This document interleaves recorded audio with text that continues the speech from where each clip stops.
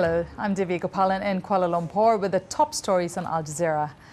Pilots from Brazil's largest airline, TAM, say they spotted what appeared to be fire in the Atlantic Ocean along the route of an Air France jet that disappeared on Monday.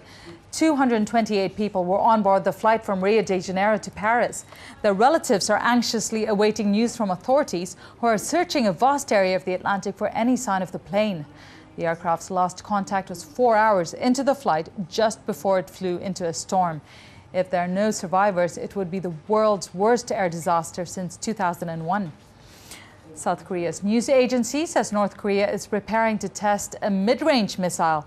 It follows a series of short-range missile tests and an underground nuclear test last week that heightened tensions in the region. And meanwhile, 2 South Korean newspapers report the North has told its diplomatic missions that Kim Jong-il's youngest son has been anointed as his successor. The Hankook newspaper cites unnamed members of South Korea's Parliamentary Intelligence Committee who say 26-year-old Kim Jong-un will take over as North Korean leader. The Dong-ae Ilbo newspaper also cites unnamed sources saying North Korean people are being taught a song to praise the sun. More than 100 people have been injured in clashes between protesters and police in Indian-administered Kashmir. The demonstrators are angry at the alleged rape and murder of 2 young Muslim women by security forces last week. Offices and businesses were shut in the capital Srinagar as a strike called by Muslim separatists crippled activity. U.S. carmaker General Motors has filed for bankruptcy. Under a regulation known as Chapter 11, GM will restructure its operations, hoping to eventually make money again.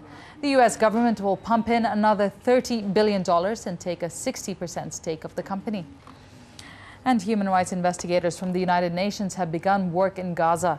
The team entered the territory from Egypt on Monday because Israel refused to grant them entry.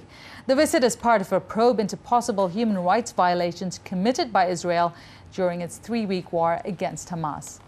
Now, for the latest updates, you can always log on to our website, and the address for that is aljazeera.net/English.